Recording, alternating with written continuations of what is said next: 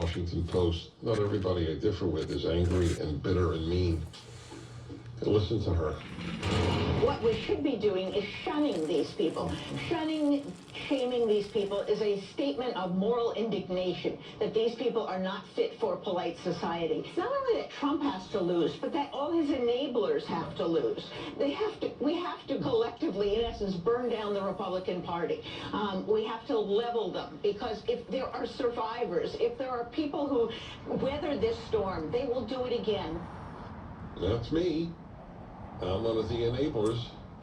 That's me too, bud. I would love to compare the moral record of my life with hers. I don't mean the internal life. It's not, you can't compare. Nobody knows everything. Just the amount of good.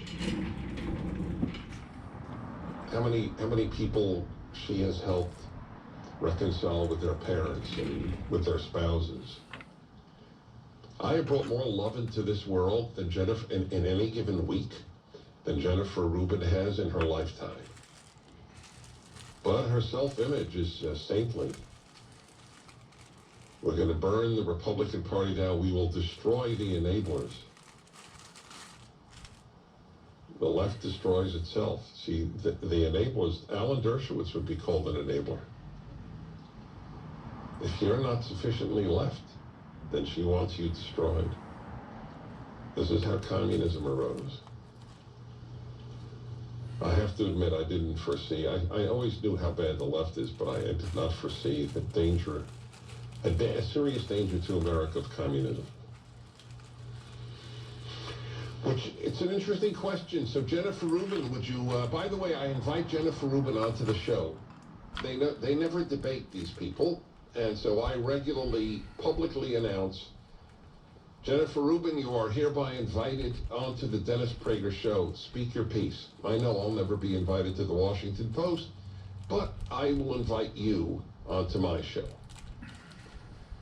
Washington Post would not want to be corrupted by a Judeo-Christian loving, America-loving conservative. That's corruption in the eyes of the Jeff Bezos-owned Washington Post. Washington Post doesn't have to sell any copies. Jeff Bezos will simply supply the money. I was thinking the other day about all the wealthy, like, which is the foundation that gave Black Lives Matter $100 million? Was it the Ford Foundation or the Rockefeller Foundation? I never know the difference. More likely the Ford. More likely the Ford. So I was thinking, the hundreds of millions of dollars given to left-wing groups by very rich foundations and very rich individuals in America. Can you imagine if that money had been given to Alzheimer's research? But for the left, conquering America is infinitely more important than conquering a disease. That's the way it works. But it's also a fair question. What would $100 million do in Alzheimer's research? I wonder.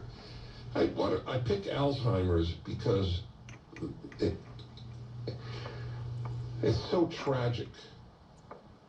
A wonderful, functioning, bright human being literally loses their mind. And it's very, I only knew I knew two people actually. Both women, interestingly, who got Alzheimer's. By the way, Democrats have lost their mind. They don't have Alzheimer's. They're just stupid. This is not political. Oh, keep your mind active. It's less likely for you to get Alzheimer's. The two women I know, one was a psychiatrist, brilliant psychiatrist, and one was a historian, brilliant historian, author of major books.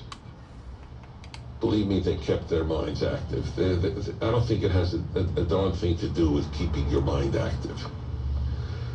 People want to believe they can prevent it. We prevent it by solving it.